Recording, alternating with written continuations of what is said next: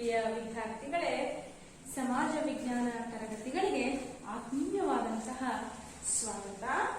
ವಿದ್ಯಾರ್ಥಿಗಳೇ, ತಮ್ಮೆಲ್ಲರಿಗೂ ಬೆಳಗಿನ ಶುಭೋದಯಗಳು.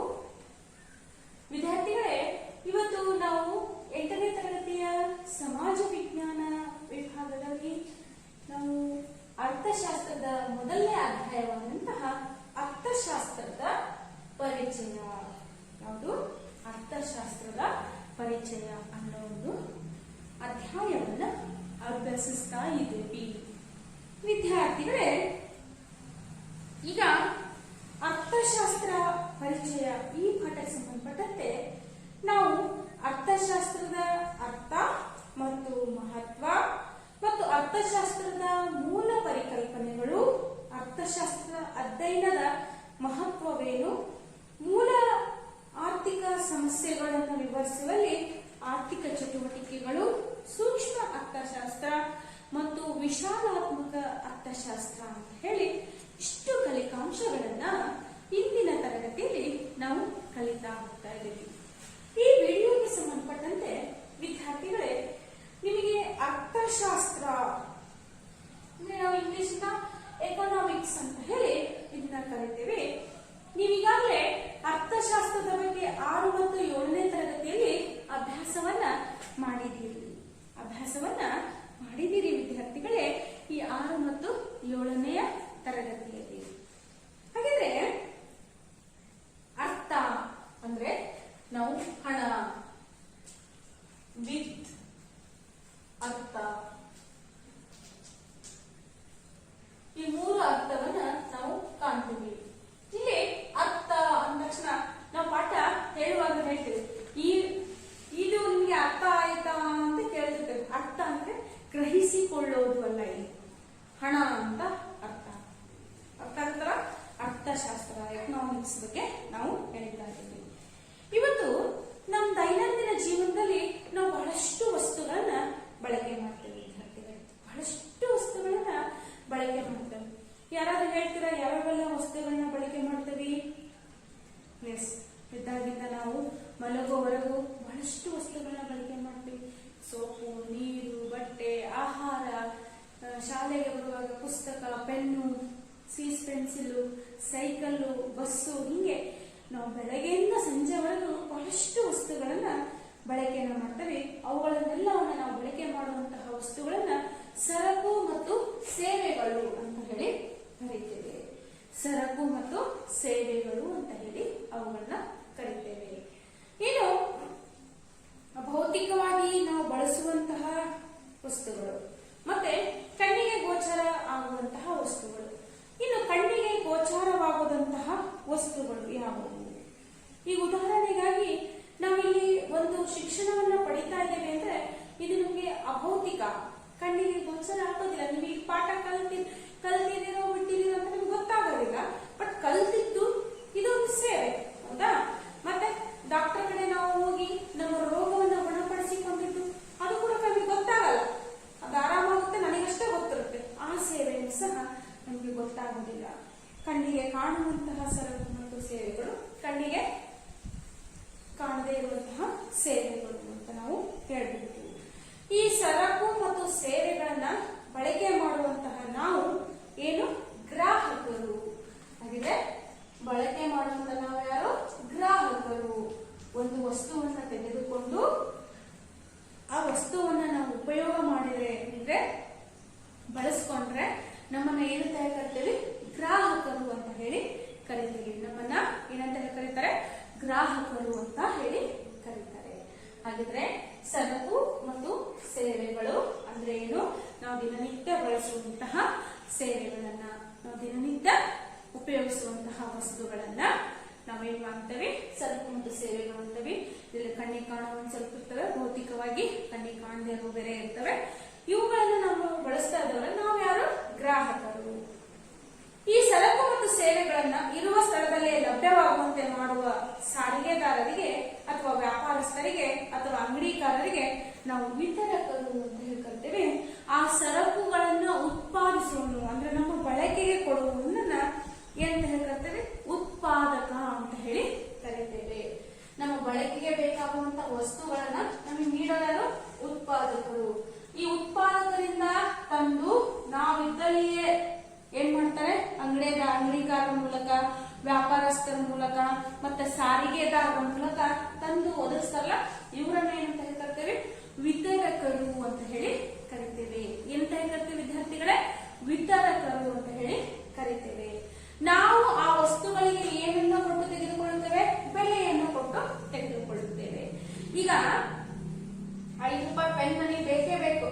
ನಾನು ಪೆನ್ನನ್ನು ತೆಗೆದುಕೊಂಡ್ರೆ ಆ ಸೇವೆಯನ್ನ ಕೊಡುತ್ತೆ ಆ ಸರಕನ್ನ ತೆಗೆದುಕೊಂಡಾಗ ನಾನು ಗ್ರಾಹಕ. ಅದಕ್ಕೆ ಆ ಉತ್ಪಾದಕನಿಂದ ವಿತರಕ ತಂದಿರ್ತಾನೆ, ವಿತರಕ ನಮ್ಗೆ ಏನ್ ಮಾಡ್ತಾನೆ, ಬೆಲೆಯನ್ನೇ ಮಾಡಿ ಕೊಟ್ಟಿರ್ತಾನೆ. ಗೊತ್ತಾಗುತ್ತಲ್ಲ, ನಾವು ಬೆಲೆಯನ್ನು ಕೊಟ್ಟು ಆ ಸರಕನ್ನ ನಾವು ಕೊಂಡುಕೊಳ್ಳಲೇಬೇಕು. ಹಣದ ರೂಪದಲ್ಲಿ ನಾವು ಆ ಸರಕನ್ನ ನಾವು ಕೊಂಡುಕೊಳ್ತೇವೆ. ಹಾಗಿದ್ರೆ ಹಣವನ್ನ ಹೇಗೆ ಪಡೆಯೋದು? ಹಣ ಇಲ್ಲದೆ ನಮ್ಗೆ ಯಾವ ವಸ್ತುಗಳು ಸಹ ಸಿಗೋದಿಲ್ಲ. ಸಿಗ್ತವಾ ವಿದ್ಯಾರ್ಥಿಗಳೇ? ಹಣ ಇಲ್ಲದಂಗೆ ನೀವೇನಾದ್ರೂ ವಸ್ತುಗಳನ್ನ ಕೊಂಡಿದ್ದೀರಿಯಾ? ಯಾರಾದ್ರೂ ನಿಮಗೆ ಪುಗಸೆಟ್ಟಿಯಾಗಿ ಏನಾದ್ರು ಕೊಡ್ತಾರ? ಫ್ರೀಯಾಗಿ ಉಚಿತವಾಗಿ ಯಾವ್ದಾದ್ರು ವಸ್ತುವನ್ನ ಕೊಡ್ತಾರ? ಏನೋ ಪ್ರೀತಿಗೆ ಸಂಬಂಧಿಕರಾಗಿದ್ರೆ 1 ದಿನನೋ ಅಥವಾ 2 ದಿನನೋ ವಸ್ತುಗಳನ್ನ ಕೊಡಬಹುದು. ಆದ್ರೆ ಹಣ ಇಲ್ಲದೆ ಯಾರು ಸಹ ಕೊಡೋದಿಲ್ಲ. ಹಾಗಿದ್ರೆ ಆ ಹಣವನ್ನು ನಾವು ಹೇಗೆ ಪಡೆದುಕೊಳ್ಳೋದು? ಹಣವನ್ನ ಪಡಿಬೇಕು ಅಂದ್ರೆ ನಾವು ಯಾವುದಾದರೂ ಒಂದು ಉದ್ಯೋಗದಲ್ಲಿ ತೊಡಗಬೇಕು. ನಾವೇನ್ ಮಾಡ್ಬೇಕು? ಯಾವುದಾದರೂ ಒಂದು ಉದ್ಯೋಗದಲ್ಲಿ ತೊಡಗಬೇಕು. ಯಾವಾಗ ನಾವು ಯಾವುದಾದ್ರೂ ಒಂದು ಉದ್ಯೋಗದಲ್ಲಿ ತೊಡಗ್ತವೋ ಆವಾಗ ನಮ್ಗೆ ಏನ್ ಬರುತ್ತೆ? ಹಣ ಬರುತ್ತೆ. ಹಣ ಬಂದಾಗ ಮಾತ್ರ ನಾವು ಏನ್ ಮಾಡೋದಕ್ಕೆ ಸಾಧ್ಯ? ನಮ್ಮ ಸೇವೆಯನ್ನ, ನಮ್ಮ ಆಸೆಯನ್ನ ತೃಪ್ತಿಪಡಿಸ್ಕೊಳ್ಳೋದಿಕ್ಕೆ ಸಾಧ್ಯ ಆಗುತ್ತೆ. ಸರಕು ಮತ್ತು ಸೇವೆಗಳನ್ನ ಕೊಂಡುಕೊಳ್ಳೋದಿಕ್ಕೆ ಸಾಧ್ಯ ಆಗುತ್ತೆ. ವಿದ್ಯಾರ್ಥಿಗಳೇ, ನಮಗೆ ಹಣವನ್ನ ಕೊಟ್ಟು ಏನ್ ತೆಗೆದುಕೊಳ್ಬೇಕು? ಹಣವನ್ನ ಕೊಟ್ಟು ವಸ್ತುಗಳನ್ನ ಕೊಂಡುಕೊಳ್ಬೇಕು. ಹಾಗೆ ಹಣವನ್ನ ಪಡೆಯೋದಕ್ಕೆ ನಾವು ಯಾವುದಾದ್ರಲ್ಲಿ ಉದ್ಯೋಗವನ್ನ ಮಾಡಬೇಕು. ನಾವು ಉದ್ಯೋಗದಿಂದ ಏನ್ ಪಡೆದುಕೊಳ್ತೇವೆ? ಆದಾಯವನ್ನ ಪಡೆದುಕೊಳ್ತೇವೆ. ಇನ್ಕಮ್ ನಮ್ಗೆ ಬರುತ್ತೆ. ನಾನು ಹಿಂಗೆ ಒಂದು ಅಂಗಡಿ ಕೆಲ್ಸಕ್ಕೆ ಹೋಗ್ತಾ ಇದ್ದೀನಿ. ತಿಂಗಳಿಗೆ ಒಂದು 5 ರಿಂದ 10 ಸಾವಿರ ರೂಪಾಯಿ ಸಂಬಳವನ್ನ ಕೊಡ್ತಾ ಇದ್ರೆ ನನಗೆ ಇನ್ಕಮ್ ಬರ್ತಾ ಇದೆ. ಈಗ ನನಗೆ ಆದಾಯ ಇದೆ. ಹಾಗಾಗಿ ನಾವು ವಸ್ತುಗಳನ್ನು ಕೊಂಡುಕೊಳ್ಳುವೆ. ಹಾಗಾಗಿ ಹೀಗೆ ಆದಾಯ ಅಂದ್ರೆ ನಮ್ಮ ಆದಾಯ ವೆಚ್ಚ ಮಾಡುವಾಗ ಉತ್ಪಾದಕರ ಮತ್ತು ವಿತರಕರ ಆದಾಯವಾಗಿರುತ್ತೆ. ನಾವೇನು ಹಣವನ್ನ ಖರ್ಚು ಮಾಡ್ತಾವಲ್ಲ, ಆ ಹಣ ಯಾರು? ಉತ್ಪಾದಕರು ಮತ್ತು ವಿತರಕರಿಗೆ ವೆಚ್ಚವಾಗುತ್ತೆ ಅಂತ ನಾವು ಹೇಳ್ಬಹುದು. ಈಗ ಸರ್ಕಾರ ಸರಕು ಮತ್ತು ಸೇವೆಗಳನ್ನ ನೀಡುತ್ತೆ. ಹೆಂಗೆ? ಈಗ ವಿದ್ಯುತ್ ದೀಪಗಳನ್ನು ಮನೆಯಲ್ಲೆಲ್ಲ ಉರಿತವೆ.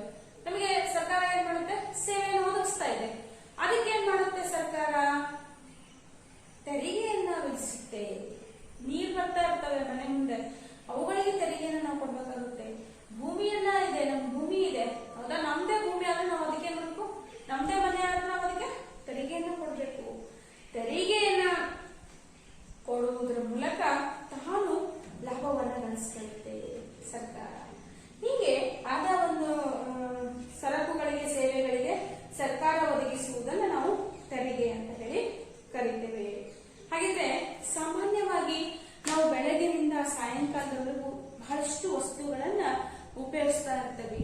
ಉತ್ಪಾದಕರು, ಗ್ರಾಹಕರು, ವಿತರಕರು, ಸರ್ಕಾರದ ನಡುವಿನ ಸಂಬಂಧ ನಾವು ಪ್ರತಿದಿನ ನೋಡ್ತಾನೆ ಇರ್ತೇವೆ. ಉತ್ಪಾದಕರ, ವಿತರಕರ, ಗ್ರಾಹಕರ ಮತ್ತು ಸರ್ಕಾರದ ನಡುವಿನ ಪರಸ್ಪರ ಸಂಬಂಧವನ್ನ ನಾವು ಪ್ರತಿದಿನ ನೋಡ್ತಾನೆ ಬರ್ತಾ ಇದ್ದೇವೆ.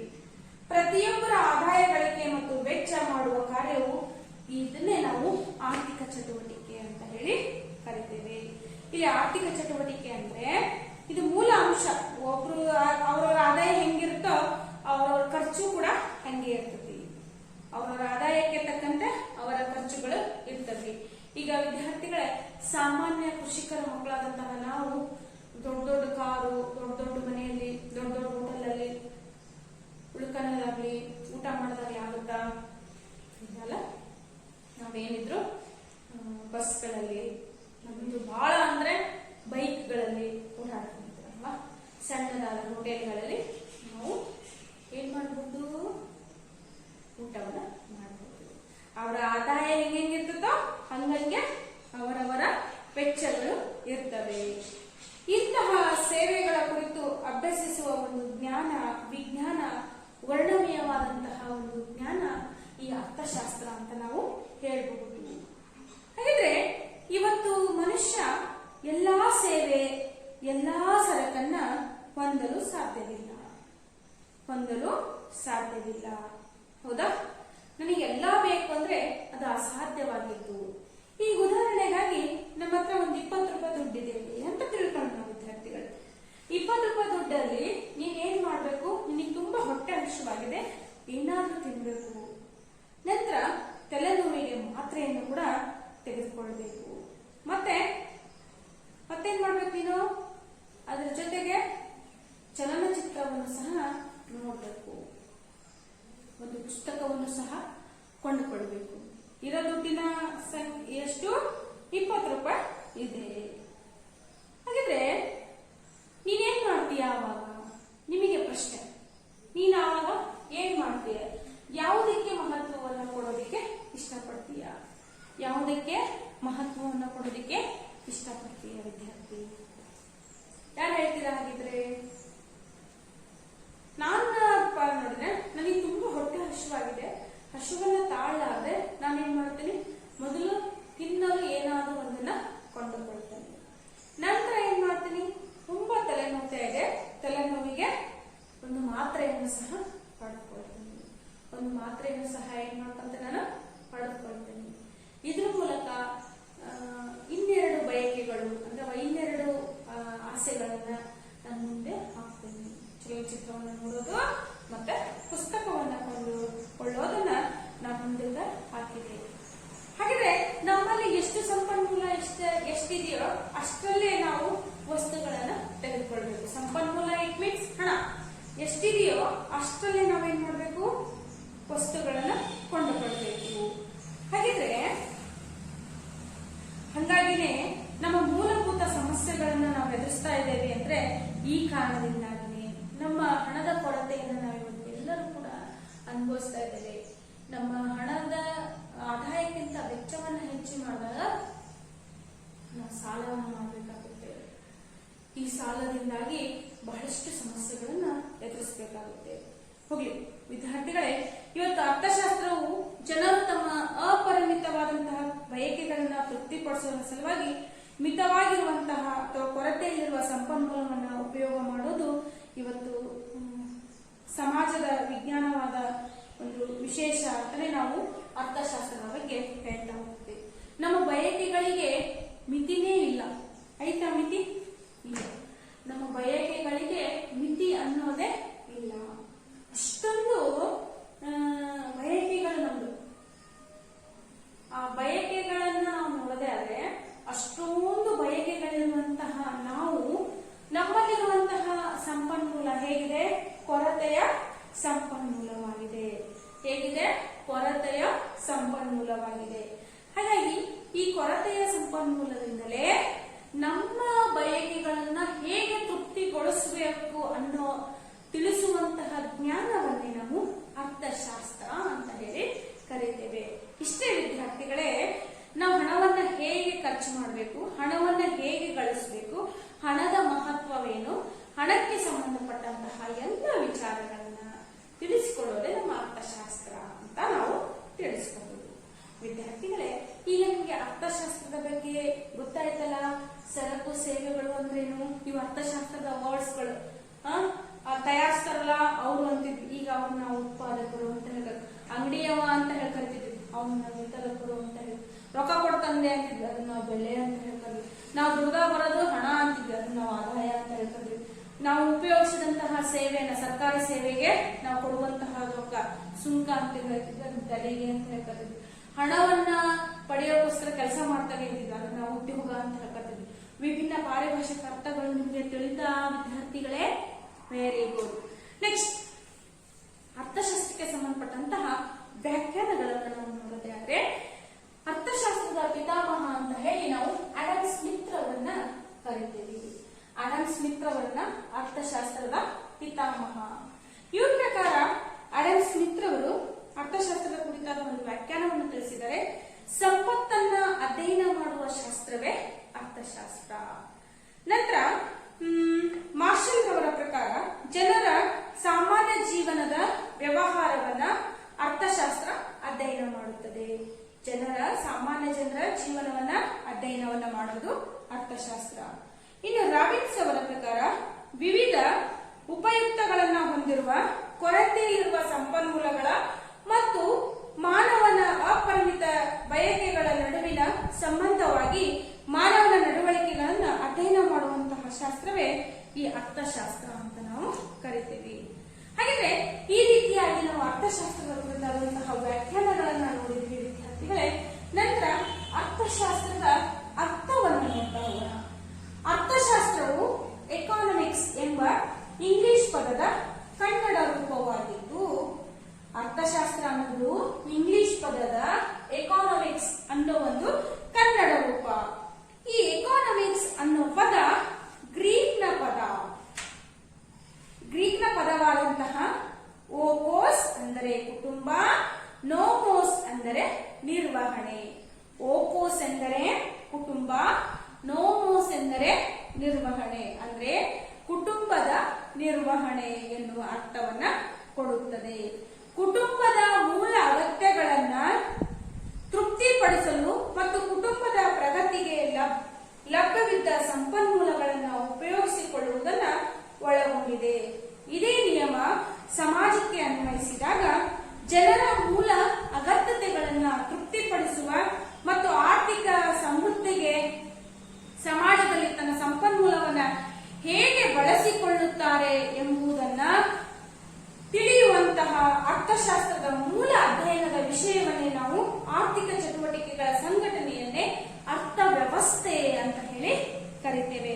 ಒಂದು ಕುಟುಂಬದಲ್ಲಿ ಕುಟುಂಬದ ಸದಸ್ಯರ ಪ್ರಮುಖವಾದಂತಹ ಅವರದೇ ಆದಂತಹ ಆಸೆಗಳನ್ನ ಬಯಕೆಗಳನ್ನ ತೃಪ್ತಿಪಡಿಸುವಲ್ಲಿ ಆ ಹಣಕಾಸನ್ನ ಹೇಗೆ ವ್ಯವಸ್ಥಿತವಾಗಿ ವೆಚ್ಚ ಮಾಡ್ತಾರೆ, ಹೇಗೆ ಕೂಡಿಸ್ತಾರೆ, ಹೇಗೆ ಭಾಗಿಸ್ತಾರೆ, ಹೇಗೆ ಕಳೀತಾರೆ ಅನ್ನೋದ್ರ ಬಗ್ಗೆ. ಹಂಗೆ ನಾವು ಈ ಸಮಾಜಕ್ಕೆ ನೋಡಿದಾಗ ಈ ಒಂದು ಸಮಾಜವನ್ನ ಆರ್ಥಿಕ ಸಮೃದ್ಧಿಗೆ ಹೇಗೆ ಕೊಂಡೊಯ್ತಾರೆ, ಹೇಗೆ ಉಪಯೋಗಿಸ್ತಾರೆ ಹಣವನ್ನ ಅನ್ನೋ ಒಂದೆಲ್ಲವನ್ನ ಗುಂಪಿಗೆ ನಾವು ಅರ್ಥವ್ಯವಸ್ಥೆ ಅಂತ ಹೇಳಿ ಕರಿತೇವೆ. ನಂತರ ಅರ್ಥಶಾಸ್ತ್ರದ ಅಧ್ಯಯನದ ಇನ್ನು ಅರ್ಥಶಾಸ್ತ್ರದ ಇಂಪಾರ್ಟೆನ್ಸ್ ಏನು, ಅರ್ಥಶಾಸ್ತ್ರದ ಮಹತ್ವ, ನಾವು ಯಾಕೆ ಅದನ್ನು ಕಲಿಬೇಕು ಅಂದರೆ, ಅರ್ಥಶಾಸ್ತ್ರದ ಅಧ್ಯಯನ ಒಬ್ಬ ವ್ಯಕ್ತಿಗೆ ಅಥವಾ ಒಂದು ಸಮಾಜಕ್ಕೆ ಅತ್ಯಂತ ಇಂಪಾರ್ಟೆಂಟ್. ಅರ್ಥಶಾಸ್ತ್ರದ ಅಧ್ಯಯನದಿಂದ ನಾವು ಹಲವಾರು ವಿಷಯಗಳನ್ನು ಕಲಿತೀವಿ. ಅಂದರೆ ಅಪರಿಮಿತ ಬಯಕೆಗಳ ಸನ್ನಿವೇಶದಲ್ಲಿ ಸಂಪನ್ಮೂಲಗಳ ಕೊರತೆಯನ್ನು ಅದು ಪರಿಗಣಿಸುತ್ತೆ. ಇಲ್ಲಿ ಆವಾಗಲೇ ನೋಡಿದ್ವಿ, ಆದ್ಯತೆಯ ಮೇರೆಗೆ ನಾವು ಸರಕನ್ನು ಸೇವೆಯನ್ನು ಬಳಸ್ಕೊಳ್ಳೋದನ್ನು ನೋಡಿದ್ವಿ. ಹಾಗೆ ಈ ಆದ್ಯತೆಯನ್ನು ಕಲಿಸ್ಕೊಡೋದು ಅರ್ಥಶಾಸ್ತ್ರ. ಸಂಪನ್ಮೂಲಗಳ ಉಪಯೋಗದಲ್ಲಿ ಆದ್ಯತೆ ನೀಡಿ ಅವುಗಳಲ್ಲಿ ಯಾವುದು ಅಧಿಕ ಮಹತ್ವದ್ದು ಮತ್ತು ಯಾವುದು ಕಡಿಮೆ ಮಹತ್ವದ್ದು ಅನ್ನೋದನ್ನು ಇದು ಗುರುತಿಸುತ್ತೆ. ಸಂಪನ್ಮೂಲಗಳ ಉಪಯೋಗದಲ್ಲಿ ಮಿತವ್ಯಯ ಮಾಡೋದು ಹಾಗೂ ಸಂಪನ್ಮೂಲಗಳನ್ನು ವಿನಿಯೋಗಿಸುವಲ್ಲಿ ಅಧಿಕ ದಕ್ಷತೆಯ ಮಾರ್ಗವನ್ನು ಇದು ಹೇಳಿಕೊಡುತ್ತೆ. ಅಂದರೆ ನಾವು ಒಂದು ಸಂಪನ್ಮೂಲವನ್ನು ಹೇಗೆ ಮಿತವ್ಯಯವಾಗಿ ಬಳಸ್ಕೊಳ್ಬಹುದು ಅನ್ನೋದನ್ನು ಅರ್ಥಶಾಸ್ತ್ರ ಕಲಿಸ್ಕೊಡುತ್ತೆ. ಮತ್ತು ಅರ್ಥಶಾಸ್ತ್ರದಲ್ಲಿ ಒಬ್ಬ ವ್ಯಕ್ತಿಯ ಪಾತ್ರ ಏನು ಅನ್ನೋದನ್ನು ತಿಳಿಸ್ಕೊಡುತ್ತೆ. ಪ್ರತಿ ವ್ಯಕ್ತಿಯು ತನ್ನ ಕುಟುಂಬ ಮತ್ತು ರಾಷ್ಟ್ರದ ಏಳ್ಗೆಗಾಗಿ ಆರ್ಥಿಕ ಚಟುವಟಿಕೆಗಳಲ್ಲಿ ತೊಡಗಿಕೊಳ್ತಾನೆ. ಆದ್ದರಿಂದ ಪ್ರತಿ ವ್ಯಕ್ತಿಯು ಅರ್ಥಶಾಸ್ತ್ರದಲ್ಲಿ ಪಾತ್ರವನ್ನು ವಹಿಸ್ತಾನೆ. ಇನ್ನು ಕಲ್ಯಾಣ ಕಾರ್ಯಕ್ರಮಗಳನ್ನು ಕೊಡ್ತವೆ. ಸರ್ಕಾರದ ಆದಾಯಕ್ಕೆ ಕೊಡುಗೆಯನ್ನು ನೀಡೋದು ಮತ್ತು ಅದಕ್ಕೆ ಅಭಿವೃದ್ಧಿಪರ ಮತ್ತು ಕಲ್ಯಾಣ ಕಾರ್ಯಕ್ರಮಗಳನ್ನು ಕೈಗೊಳ್ಳುವಲ್ಲಿ ಅರ್ಥಶಾಸ್ತ್ರ ಸಹಾಯ ಮಾಡುತ್ತೆ. ಹಾಗೆ ರಾಷ್ಟ್ರದಲ್ಲಿ ಸಾಮಾಜಿಕ ಆರ್ಥಿಕ ಸಮಸ್ಯೆಗಳಾದಂತಹ ಬಡತನ, ನಿರುದ್ಯೋಗ, ಹಣದುಬ್ಬರಗಳನ್ನು ತಿಳಿಯೋದಕ್ಕೆ ಇದು ಇಂಪಾರ್ಟೆಂಟ್ ಆಗುತ್ತೆ. ರಾಷ್ಟ್ರದ ನಿರೀಕ್ಷಿತ ಪ್ರಗತಿ, ಅಭಿವೃದ್ಧಿಗೆ ಉತ್ತಮ ನೀತಿಗಳನ್ನು ರೂಪಿಸಿ ಅವುಗಳನ್ನು ಅನುಷ್ಠಾನಗೊಳಿಸಲು ಉತ್ತಮ ಮಾರ್ಗಗಳನ್ನು ಅರ್ಥಶಾಸ್ತ್ರ ಸೂಚಿಸುತ್ತೆ.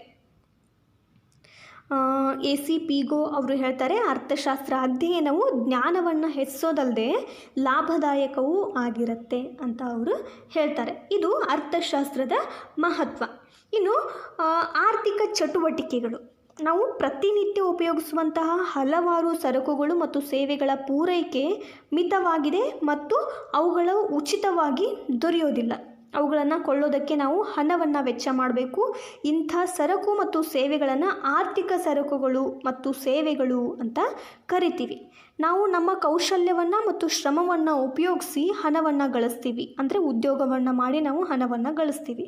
ಹಾಗೂ ಆ ಹಣದಿಂದ ನಮ್ಮ ಬಯಕೆಗಳನ್ನು ಪಡಿಸ್ಕೊಳ್ಳೋದಕ್ಕೋಸ್ಕರ ಹಣವನ್ನು ವೆಚ್ಚ ಮಾಡಿ ನಮ್ಮ ಸರಕುಗಳು ಮತ್ತು ಸೇವೆಗಳ ಒಂದು ಉಪಯೋಗಗಳನ್ನು ಪಡ್ಕೋತೀವಿ.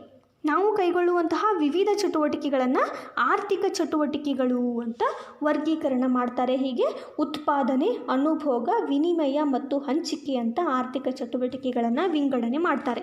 ಇನ್ನು ಉತ್ಪಾದನೆ ಅಂದರೆ ಸರಕುಗಳು ಮತ್ತು ಸೇವೆಗಳನ್ನು ಉತ್ಪಾದಿಸುವ ಕಾರ್ಯಗಳು ಉತ್ಪಾದಕ ಚಟುವಟಿಕೆಗಳು.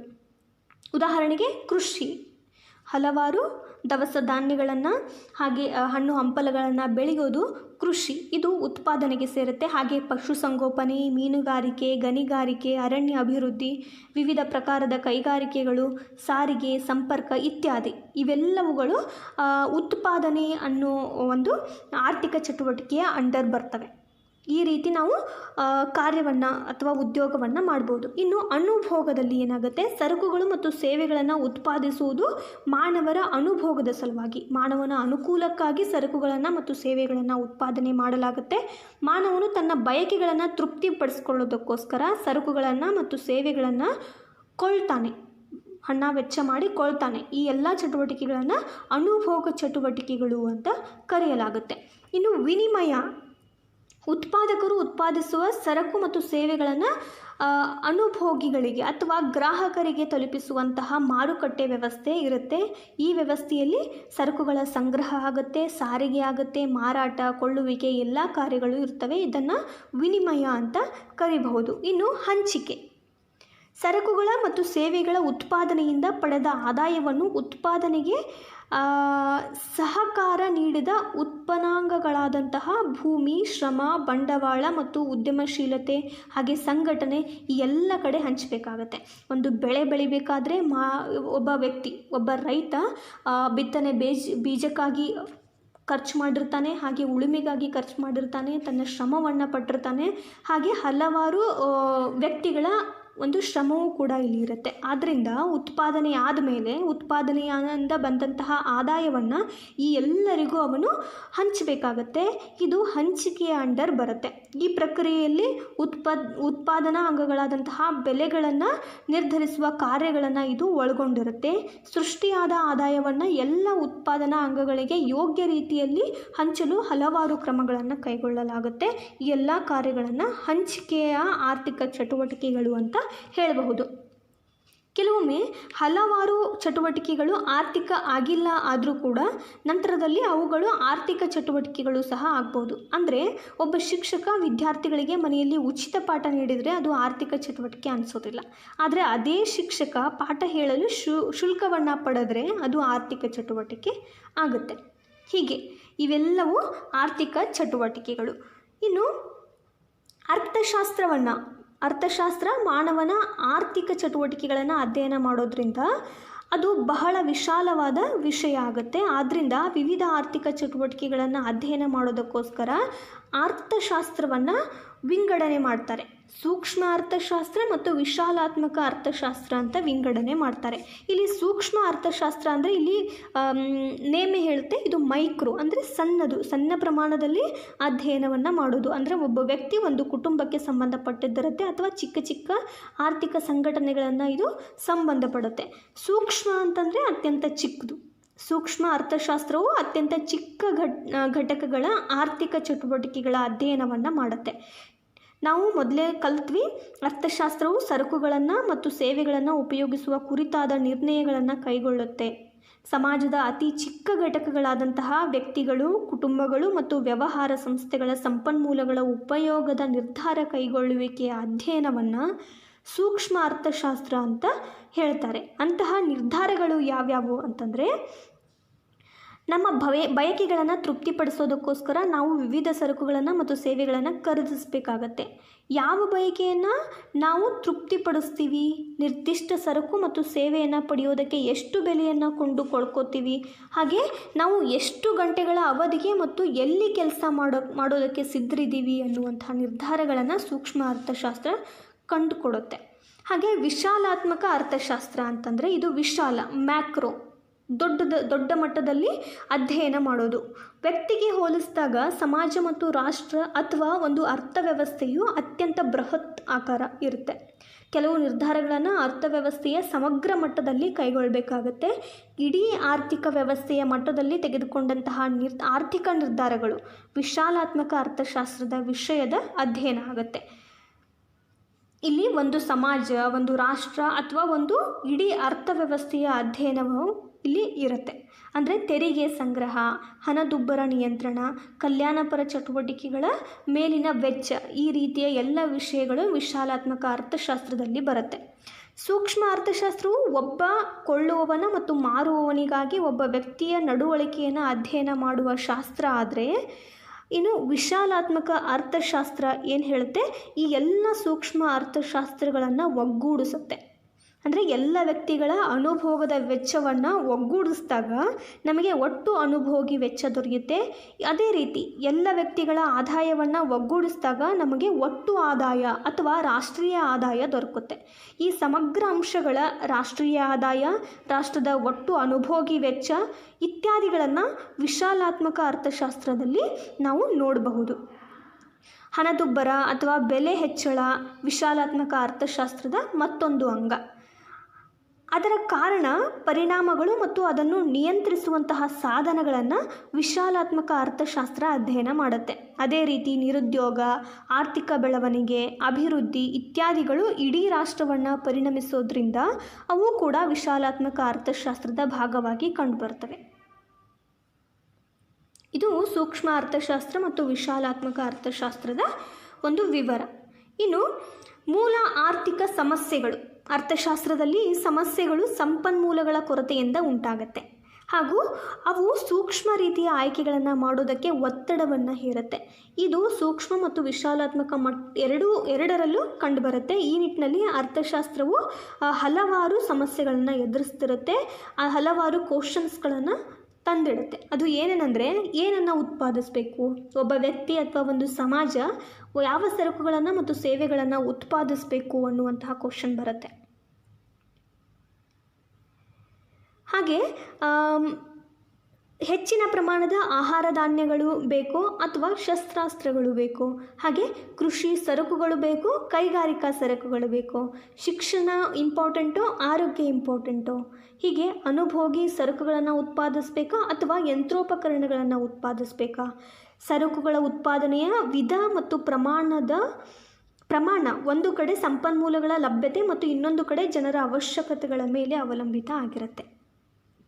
ಈ ಒಂದು ಸಮಸ್ಯೆ ಇಲ್ಲಿ ನಮಗೂ ಶಿಕ್ಷಣವೂ ಇಂಪಾರ್ಟೆಂಟ್, ಆರೋಗ್ಯವೂ ಇಂಪಾರ್ಟೆಂಟ್. ಈ ರೀತಿಯ ಕನ್ಫ್ಯೂಷನ್ಸ್ಗಳು ಆರ್ಥಿಕ ಸಮಸ್ಯೆಯ ಅಡಿಯಲ್ಲಿ ಬರ್ತವೆ. ಹಾಗೆ ಹೇಗೆ ಉತ್ಪಾದಿಸಬೇಕು, ನಿರ್ಧರಿತ ಸರಕನ್ನು ಉತ್ಪಾದಿಸೋಕ್ಕೆ ಹಲವಾರು ಮಾರ್ಗಗಳು ಇರುತ್ತೆ. ನಿಶ್ಚಿತ ಪ್ರಮಾಣದ ಸರಕು ಮತ್ತು ಸೇವೆಗಳನ್ನು ಉತ್ಪಾದಿಸೋದಕ್ಕೆ ಉತ್ಪಾದನಾ ಅಂಗಗಳ ಮತ್ತು ಸಂಪನ್ಮೂಲಗಳ ವಿವಿಧ ಸಂಯೋಜನೆಗಳನ್ನು ನಾವು ಬಳಸಬೇಕಾಗುತ್ತೆ.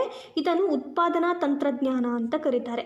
ಶ್ರಮದ ಹೆಚ್ಚಿನ ಬಳಕೆಯ ತಂತ್ರಜ್ಞಾನ ಅಥವಾ ಶ್ರಮ ಸಾಂದ್ರ ತಂತ್ರಜ್ಞಾನ ಅಂತ ವಿಂಗಡಿಸಲಾಗುತ್ತೆ.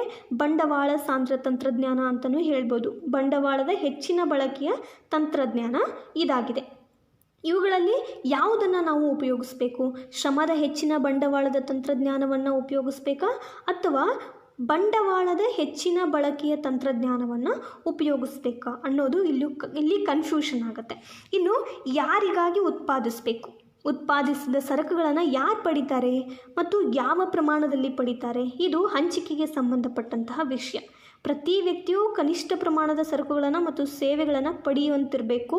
ಉದಾಹರಣೆಗೆ ಆಹಾರ ಲಭ್ಯತೆ, ಮೂಲ ಶಿಕ್ಷಣ ಮತ್ತು ಪ್ರಾಥಮಿಕ ಆರೋಗ್ಯ ಇವೆಲ್ಲವುಗಳ ಸೇವೆಗಳು ಮತ್ತು ಸರಕುಗಳು ಕನಿಷ್ಠ ಪ್ರಮಾಣದಲ್ಲಾದರೂ ಒಬ್ಬ ವ್ಯಕ್ತಿಗೆ ಸಿಗಲೇಬೇಕು. ಆದ್ದರಿಂದ ಪ್ರತಿ ಸಮಾಜ ವಿವಿಧ ಕೊರತೆಯಲ್ಲಿರುವಂತಹ ಸಂಪನ್ಮೂಲಗಳನ್ನು ಮತ್ತು ಸರಕುಗಳನ್ನು ಜನರ ಬಳಕೆಗಾಗಿ ಹಂಚಿಕೆ ಮಾಡೋದನ್ನು ನಿರ್ಣಯಿಸಬೇಕಾಗತ್ತೆ.